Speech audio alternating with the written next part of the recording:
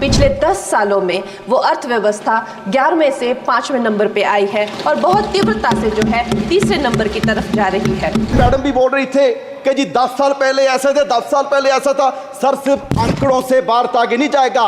अगर पूरी दुनिया में भारत की पोजीशन देखनी है तो हैप्पीनेस इंडेक्स में हम 2016 में 118वें नंबर पर थे और अब 126वें नंबर पर चले गए। और सर मैं पंजाब के पॉइंट ऑफ व्यू से कहूं, इतनी नफरत पंजाब से क्यों है?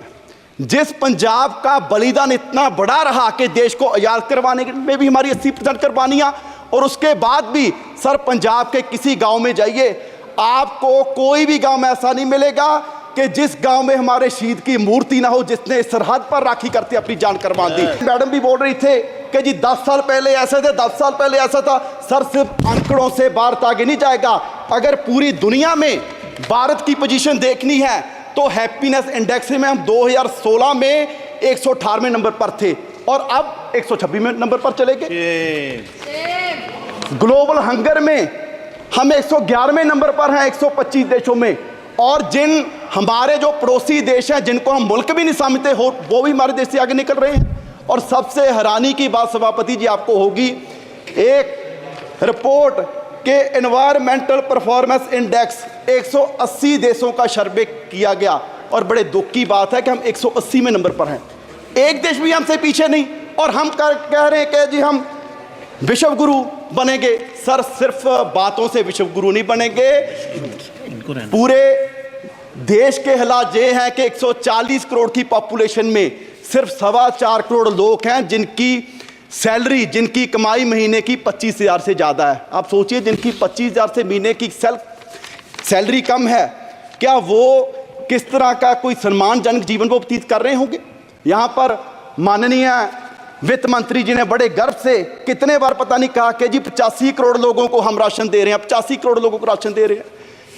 ये कोई गर्व की बात नहीं, मुझे लगता है कि सरकार के लिए शर्म की बात है कि पिछले 10 साल में आप 85 करोड़ लोगों को गरीबी से बाहर निकाल पाए, और आप इसकी चीज को बड़े गर्व से बता रहे हैं। बैजा बैजा बैजा, ओ बैजा, ओ बैजा बैजा। और सर बैजा, ऐसे देश आगे नहीं बढ़ेगा। और सर अगर मैं लास्ट में अपने क्षेत्र पंजाब की बात करूं, क्योंकि सर वैसे तो किसी प्रदेश का ध्यान नहीं रखा गया, अगर मैं पंजाब की बात करूं, सर फ्लड्स के लिए बजट आपने लॉट किया।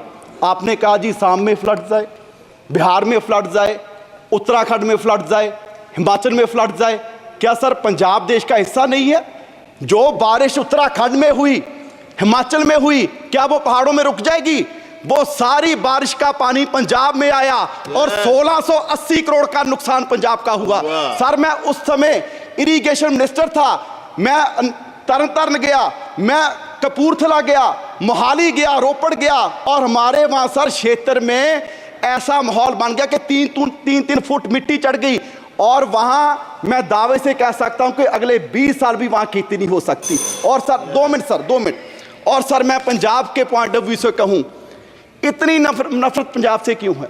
जिस पंजाब का बलिदान इतना बड़ा रहा कि देश को आजाद करवाने में भी हमारी 80% कुर्बानियां, और उसके बाद भी सर पंजाब के किसी गांव में जाइए, आपको कोई भी गांव में ऐसा नहीं मिलेगा कि जिस गांव में हमारे शहीद की मूर्ति ना हो, जिसने सरहद पर राखी करते अपनी जान कुर्बान दी। आज भी कोई दिन नहीं होगा कि तिरंगे में लिपटी लाश हमारे नौजवानों की हमारे गांव में, हमारे पंजाब में ना आती हो, और उसका आप जिक्र तक नहीं करते।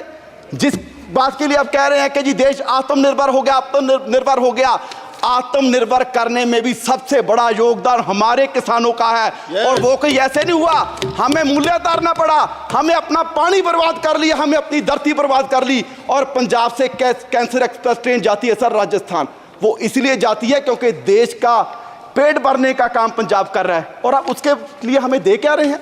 हमारी झांकियां तक आपने 15 का 26 जनवरी में से निकाल दी। सो सर मेरी मांग है कि पंजाब को स्पेशल पैकेज दिया जाए। हमारी इंडस्ट्री बर्बाद हो रही है, उसके लिए स्पेशल पैकेज दिया जाए।